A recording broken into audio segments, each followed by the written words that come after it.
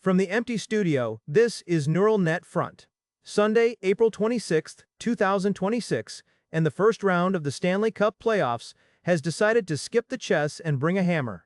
2 series done, 4 series leveraged, 1 game still alive in California as we hit record. Elias is here, Mara is here, Jules is here, hockey school is open. Tapes rolling. Round 1 was sold to us as a chess match. It became a smash and grab. 2 of these 8 series filed for early death certificates this week. Carolina swept Ottawa, capped Saturday night with a 4-2 Game 4 at Canadian Tire Center. The Hurricanes were the first team to advance, and you could feel it building from Game 1. Forecheck, kill clock, score. Forecheck, kill clock, score. 24 hours later, Colorado followed them out the door. 5-1 over the Kings at Crypto.com Arena, sweeping Series E in 4. The Avalanche are the league's hottest team by goal differential, +7 across their 3 closeout games. Sweeps are kind to the standings and ugly to the betting card. Tape it to the wall before we go any further. This show was holding Kings +1.5 on Sunday, and the scoreboard read 5-1. We don't get to hide from that one. -1 unit, take the loss, move forward. The Carolina closeout was cleaner. Hurricanes won Game 4, 4-2, under 6 was the easy ticket and we had it. So the recap card on the slate this week is roughly net zero. Exactly where you'd expect on a slate full of sweeps. The next 10 days are where the real grading happens. Quick clarifier for the new room. Each round 1 series is best of 7. First team to 4 wins, you're done. When you see series status 3s on a feed, that means the leading team has 3 wins, and a single more ends the thing. Carolina entered Game 4 series status 3 and closed it. Colorado entered Game 4 series status 3 and closed it. The Penguins, Bruins, Lightning, Wild, Knights, and Oilers. Every one of those teams is sitting on some version of that cliff, right, Knights and Oilers? Every one of those teams is sitting on some verse and worse. Speaking of cliffs, Philadelphia leads Pittsburgh 3-1. The Flyers strolled into points per game, Paints Arena on Monday, and played a road shutout, 3-0. Then came home to Xfinity Mobile Arena and put up a 5-2 Game 3. Pittsburgh stole Game 4 on Saturday 4-2 just to keep oxygen in the tank. But Pittsburgh's week-over-week goal differential is -4. That is the second worst number on the cold board. The Penguins, kings of late playoff seasons, look very mortal in this bracket. And Buffalo did to Boston what Boston used to do to Buffalo. 6-1 at TD Garden yesterday. 6-2-1. The Sabres now lead Series A 3-1 with Game 5 Tuesday at KeyBank. Boston's weak goal differential is -5, second worst behind only the Kings, and they have to win 3 straight against a team that just cracked them in the face on their own ice. Tape this part to the wall. If this show had aired on Tuesday, we'd have had Boston in 6. We did not have Boston in 6. That call is buried in the parking lot. When a series is 3-1, history says the trailing team comes back roughly 1 in 10 times. So the Bruins, Penguins, and Knights are all in deep 3-1 trouble. Pittsburgh especially. They're leaving home on Monday for Game 5 down 3-1 in front of a hostile Pittsburgh crowd. Wait, Game 5 is at Pittsburgh. Apologies, the Penguins host. Even with the home ice, history doesn't love them. Anaheim, the Ducks, of all the franchises in this league, up 2-1 on Edmonton in Series H. And as we tape, Game 4 is live in the first period at the Honda Center, 2-0 Edmonton, period 1. Wherever that game lands, the takeaway is the same. The Oilers were sold as a juggernaut, hung 4 in Game 1 and got hung up for 7 in Game 3. Connor McDavid is on a collision course with elimination at home if Game 4 flips. 2 of our preseason finals teams, Boston and Edmonton, are now combined. 2-6 in this round. Accountability segment over. We will not be writing apology letters to the Bruins or the Oilers. Build the card back from here. Tied at 2-2 we have Tampa, Montreal in Series B and Dallas. Minnesota in Series F. Vegas and Utah is the third quiet story. The new Mammoth and Salt Lake lead the West's #1 seed 2-1. Utah took Game 3 4-2 at Delta Center on Friday. Game 4 is tomorrow night, 9:30 p.m. Eastern in Salt Lake. The building, by all accounts, will be feral. 8 series in, 2 graveyards. 2 3-1s, 3 2-2s, one that may be a 2-2 by the time the next ad drops. The bracket is moving fast, and the show's ledger is about to get a lot of swings between Monday and Wednesday. Hot board, in show order. Colorado, 3 games, plus 7 goal differential, the league leader, and they are already booked into round 2. Buffalo, 3 games, plus 5, the only hot team with a swing game on the schedule this week. Philadelphia, 3 games, plus 4. Carolina, 3 games, plus 4, also done, also booked. Utah, 2 games, plus 3. Dallas, 3 games, plus 2. Hot teams I can shop. Philadelphia at +4 with a series lead, and they are priced as a road dog at points per game tomorrow night. +115 on the money line at DIMC. The market hasn't fully reconciled the series state. I love that mismatch enough to put it on a singles ticket. Utah at +3, home for Game 4, Mammoth moneyline at -102. Pick'em hockey on a team that's leading the series. Buffalo at +5, home for Game 5, -175 on the moneyline. Expensive, yes. But that's the price of seeing one team blow another team out by 5 and start writing the eulogy. One thing I'd flag for the new listener. Goal differential across a tiny sample like 3 games can be a noisy number. 2 empty netters and a deflection can push a team +3. So when Mara talks about hot teams, she's stacking the goal diff on top of the series state. +7 and a sweep means it's real. +3 over 2 games on a team trailing the series, fade. +3 over 2 games on a team leading the series, like Utah. That's signal. That's a number well. That's all. That signal. Cold board. Los Angeles, 3 games, -7, eliminated. Boston, 3 games, -5, 3-1 hole. Ottawa, 3 games, -4, eliminated. Pittsburgh, 3 games, -4, 3-1 hole. Vegas, 2 games, -3, 2-1 hole and headed back on the road. Edmonton, 4 games, -2, 2-1 hole, with Game 4 still up in the air as we tape. Cold pile is a fade list. I am not putting Boston, Pittsburgh, Los Angeles, or Ottawa on a ticket at any price for the rest of their natural lives. Edmonton. I'll watch. They're still close to break even on goal diff, but the market has them priced like a top seed they no longer resemble. The team to bet against on this list is whoever is most expensive. Vegas at -118 on the road tomorrow has a fade angle. Boston at +145 tomorrow night does not. That's just a tax for putting on the Bruins jersey. When Mara says fade, she means bet against.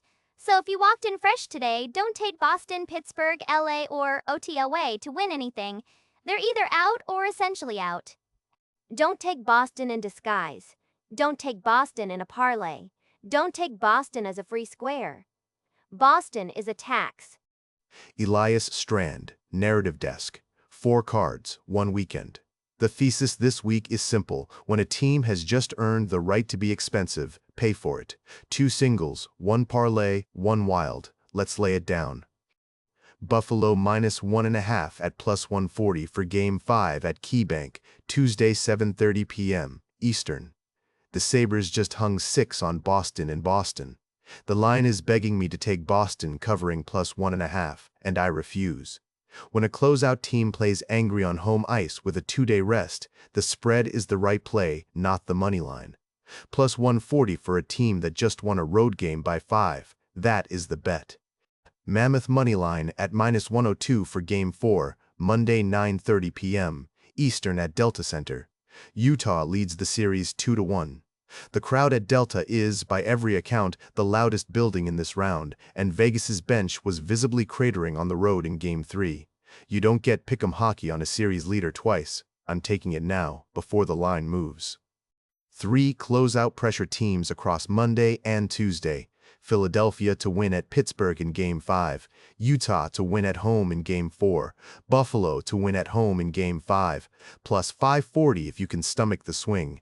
The connecting tissue is series momentum. 3 teams currently being underestimated by the books relative to where the series actually sits. 1 ticket, 1 ride. Wildcard, Philadelphia wins the series in 6. plus 360 on the exact length market. The Flyers are up 3-1. The path is straightforward. Lose Game 5 at Pittsburgh, win Game 6 at home. That is not a stretch. Pittsburgh is the cold team. The Flyers are plus 4 for the week, and a Game 6 in Philadelphia under series, clinching pressure is exactly the room where this Flyers group is at its best. Series in 6, lock the Wild. 2 singles, 1 parlay, 1 wild. Closeout weather across the bracket. We'll know by Wednesday how much of this card holds. Back to the desk. Mara Delaney. Card construction this week is favorites mispriced and dogs mispriced. Both directions. 2 singles, 1 parlay, 1 wild. No fillers, no sentiment, no Boston. Philadelphia moneyline at plus 115 for Game 5, Monday 7 p.m. Eastern at points per game. Paints. The Flyers are up 3-1. They are plus 4 on the week. They are the better team in this series by every measurement on my desk. 5-on-5 expected goals, special teams, goalie. And the market is making them a road dog. That is not a line, that is a gift basket. Bet. Tampa Bay moneyline at minus 185 for Game 5, Wednesday 7 p.m. Eastern at Benchmark International. Series is 2-2, Lightning are home. They have been 1-1 at home, 1-1 on the road, but Andrei Vasilevsky on home ice in a do-or-die Game 5 is a bet I'll make any week of the year. Expensive. Correct. Bet. 3 home favorites on Tuesday: Buffalo, Utah, Dallas. Buffalo at minus 175, Utah at minus 102, Dallas at minus 135. Plus 440 parlayed. The thread is home ice closeout pressure. Buffalo trying to flip a 3-1 into a 4-1, Utah trying to flip a 2-1 into a 3-1, Dallas trying to break a 2-1 into a 3-1, Dallas trying to break a 2-2 tie. Build it once, ride it once. Wildcard, Buffalo wins the series in 5, plus 220. The Sabres are up 3-1, they are home Tuesday, they are plus 5 on goal differential for the week, and Boston is being priced at plus 145 on the road in a game they cannot lose. Buffalo closes the door before Boston gets to plug the wall. Series in 5, lean. Card built, card priced. We grade it next Sunday. Back to the desk. Jules Park. Hockey School Edition for Week 17. 2 singles, 1 parlay, 1 wild. I will explain each bet the way I'd explain it to my niece, who has been watching playoff hockey for exactly 9 days. Dallas moneyline at minus 135 for Game 5, Tuesday 8 p.m. Eastern at the American Airlines Center. Series is tied 2-2. Here is the teaching moment.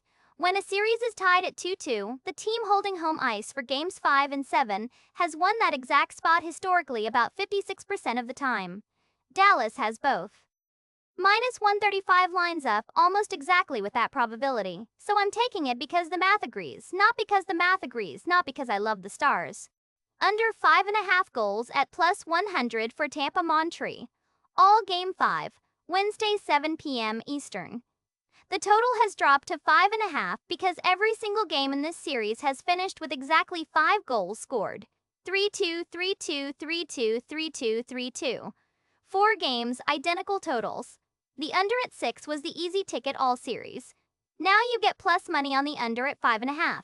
Take the price. 2-leg parlay. Philadelphia moneyline at plus 115, Dallas moneyline at minus 135. Combined, plus 275. I'm keeping it small because parlays multiply your risk. Every leg has to win. 2 teams that should win their next game. If both win, I get paid 2 3/4 times my stake. If one loses, I get nothing. That is the lesson. Fewer legs, better chance, smaller payout. The teaching parlay, 80 times, smaller payout. Wild card, the Utah Mammoth win the series over Vegas in 6 games, plus 450. Mammoth are up 2-1. They are playing the West's #1 seed and outplaying them.